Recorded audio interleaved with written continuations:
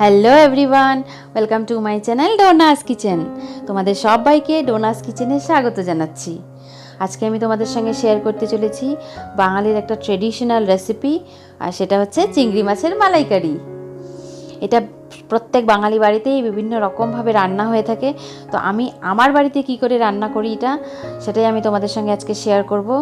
তোমরা অবশ্যই আমার রেসিপিটা ট্রাই করো, আমার মনে হয় ভালো লাগবে। আর এই রেসিপিটা যদি তোমাদের ভালো লাগে অবশ্যই ভিডিওটাকে একটা লাইক করো, শেয়ার করো তোমার ফ্রেন্ডস আর ফ্যামিলিতে, আর আমার চ্যানেলটাকে সাবস্ক্রাইব করতে ভুলো না। আর সাবস্ক্রাইব করার পর যে একটা বেল আইকন থাকে সেটাতেও অবশ্যই প্রেস করে দিও, তাহলে আমি যখনই কোনো নতুন ভিডিও আপলোড করব তোমরা তার নোটিফিকেশন পেয়ে যাবে। তো চলো দেখে নিই এই চিংড়ি মাছের মালাইকারি বানানোর জন্য আমি কি কি নিয়েছি। তো প্রথমে আমি এখানে দেখাচ্ছি, আমি নিয়ে নিয়েছি 20 পিস মতো চিংড়ি মাছ। এটাকে আমি মাথাটা ফেলে দিয়ে আর পেছন দিকের একটু আঁশ রেখে ভালো করে পরিষ্কার করে ধুয়ে নিয়েছি। আর এটার খোসাটাও আমি ছাড়িয়ে নিয়েছি। তোমরা যদি চাও তো খোসা রাখতে পারো, কিন্তু আমি বিশেষ পছন্দ করি না, তাই আমি ছাড়িয়ে নিয়েছি। আর মাছের পেছন দিকে যে একটা শিরা থাকে কালো রঙের, সেটাও আমি ফেলে দিয়েছি। আর এটা আমি মিডিয়াম সাইজের চিংড়ি মাছ নিয়েছি। তোমরা যদি বড় সাইজের পাও বড় সাইজেরও নিতে পারো, বা এর থেকে যদি একটু ছোট সাইজেরও তোমরা পাও সেটাও তোমরা ব্যবহার করতে পারো। তো আমি এই সাইজটাই বাজারে পেয়েছি, তো আমি এটা দিয়ে চিংড়ি মাছের মালাইকারি বানাবো। তো এই মাছটাকে এখন আমি সামান্য নুন আর হলুদ দিয়ে ম্যারিনেট করব।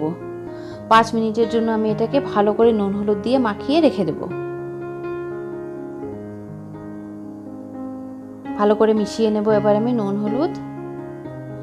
তারপর এটাকে আমি 5 মিনিটের জন্য রেখে আর বাকি আমি কি কি ব্যবহার করব তা আমি তোমাদের দেখাচ্ছি। এখানে আমি নিয়ে নিয়েছি একটা বড় সাইজের পেঁয়াজ কুচি করে কাটা, 2টো ছোট টমেটো ছোট ছোট করে কেটে নিয়েছি, আর নিয়েছি 2টো চেরা কাঁচা লঙ্কা। ঝালটা তোমরা তোমাদের হিসেব মতো দিও। আর আমি নিয়েছি এখানে আদা রসুন থেতো করা 1 টিস্পুন। তোমরা চাও তো আদা রসুনের পেস্টও ইউজ করতে পারো। আর যেটা মালাইকারির মেন ইনগ্রিডিয়েন্ট সেটা হলো নারকেলের দুধ। তো এই নারকেলের দুধটা আমি বাড়িতে বানিয়ে নিয়েছি। তোমরা যদি চাও তো বাজারের কেনাটাও ব্যবহার করতে পারো। আর আমি একটু বলে নিই নারকেলের দুধটা আমি কিভাবে বানিয়েছি। আমি ফ্রেশ নারকেলটাকে টুকরো টুকরো করে কেটে মিক্সিতে জল দিয়ে সেটাকে ব্লেন্ড করে নিয়েছি।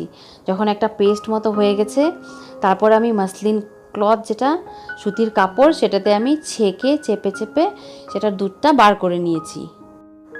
আমি এখানে 2 কাপ জল দিয়ে নারকেলটাকে ব্লেন্ড করেছিলাম, কারণ আমার 2 কাপ নারকেলের দুধ লাগবে।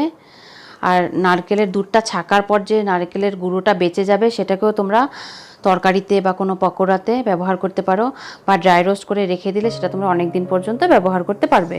আর আমি নিয়েছি এখানে হলুদ গুঁড়ো 1/2 টিস্পুন দেব, জিরে গুঁড়ো 1 টিস্পুন, আর Kashmiri red chilli powder 1/4 teaspoon. আর ফোড়ন দেওয়ার জন্য আমি নিয়েছি একটা তেজপাতা, একটা শুকনো লঙ্কা, 2টো এলাচ, ছোট টুকরো একটা দারচিনি, আর 4-5টে লবঙ্গ। আর দেবো আমি 1/2 টিস্পুন গরম মশলা গুঁড়ো। আর এখানে আমি নিয়ে নিয়েছি ঘি, 1 টিস্পুন ঘি দেব। আর এটা আমার ঘরে বানানো ঘি, আমার চ্যানেলে দেওয়া আছে ভিডিও, লিঙ্ক আমি ডেসক্রিপশন বক্সে দিয়ে দেবো। আর রান্নাটা করব আমি সর্ষের তেলে। 2 টেবিল স্পুন তেল আমি গরম করে নিয়েছি। এবার এতে মাছগুলো আমি দিয়ে দিচ্ছি। জাস্ট 1 মিনিটই আমি এই মাছগুলোকে ভাজবো, কারণ চিংড়ি মাছ বেশি ভাজলে শক্ত হয়ে যায়, আর পরেও এটা আরও রান্না হবে গ্রেভিতে। তো এই জন্য আমি 1 মিনিট, শুধু কাঁচা গন্ধটা যাওয়া অবধি আমি 1 মিনিট এটাকে এদিক ওদিক করে ভেজে নেব।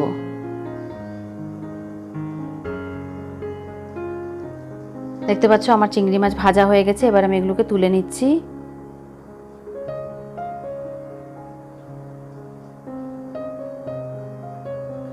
আর আমি বাকি যে তেলটা আছে সেটাতে আমি রান্না করব।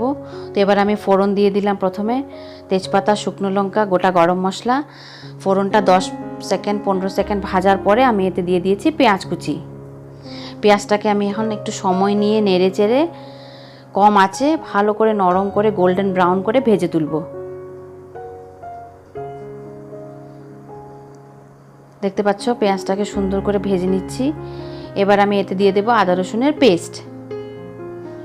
2 মিনিট আমি আরও ভাজবো আদা রসুনের কাঁচা গন্ধটা যাওয়া অবধি। আর পেঁয়াজটাকে আমাদের খুব ভালো করে নরম করে ভাজতে হবে। এবার আমি এতে দিয়ে দেব কেটে রাখা টমেটো। টমেটো দিয়ে এবার আমি এতে দিয়ে দেব সামান্য নুন, যাতে টমেটো তাড়াতাড়ি সেদ্ধ হয়ে যায়। এবার আমি ঢেকে এটাকে 2 থেকে 3 মিনিটের জন্য ভেজে নেব। আমার 2 মিনিট হয়ে গেছে, দেখতে পাচ্ছ তোমরা টমেটোটা অনেকটাই নরম হয়ে এসছে। এবার আমি এতে শুকনো মশলাগুলো অ্যাড করব। হলদির গুঁড়ো, জিরের গুঁড়ো আর কাশ্মীরি রেড চিলি পাউডার মিশিয়ে নেব। আর এতে আমি এখন সামান্য জল দিয়ে মশলাটাকে ভালো করে কষে নেব। যতক্ষণ অবধি না তেল বের হয়ে আসছে মশলার থেকে, ততক্ষণ অবধি আমি এটাকে ভালো করে কষে নেব। দেখতে পাচ্ছ মশলার থেকে তেল ছেড়ে দিয়েছে, তার মানে আমার মশলা কষা হয়ে গেছে। এবার আমি এতে ভেজে রাখা চিংড়ি মাছগুলো দিয়ে দেব। চিংড়ি মাছগুলো দিয়ে মশলার সঙ্গে মাছগুলোকে ভালো করে মিশিয়ে আমি আরও 2 থেকে 3 মিনিট এটাকে ভালো করে কষবো। তোমরা মনে রাখবে, যত ভালো কষা হবে রান্না তত বেশি টেস্টি হবে। এবার আমি ঝোলের পরিমাণ মতো নুন দিয়ে দেব, আর দিয়ে দিলাম 1/2 টিস্পুন চিনি। মিশিয়ে নেব। মিশিয়ে আমি ভালো করে 2 মিনিটের জন্য মশলাটাকে ভালো করে কষে নেব। আমার কষা হয়ে গেছে। এবার আমি দিয়ে দিচ্ছি নারকেলের দুধ। আর এতে আমি আর কোনো জল ব্যবহার করব না, শুধু নারকেলের দুধ দিয়ে এটার গ্রেভিটা হবে।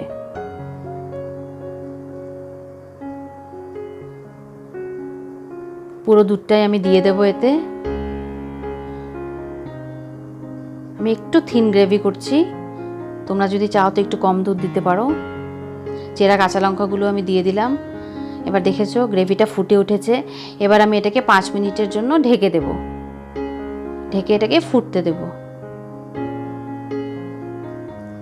5 মিনিট হয়ে গেছে, দেখতে পাচ্ছ ভালো করে ফুটে গেছে মাছগুলো। এবার আমি এটাকে না ঢেকে আরও 5 মিনিট ফুটিয়ে নেব।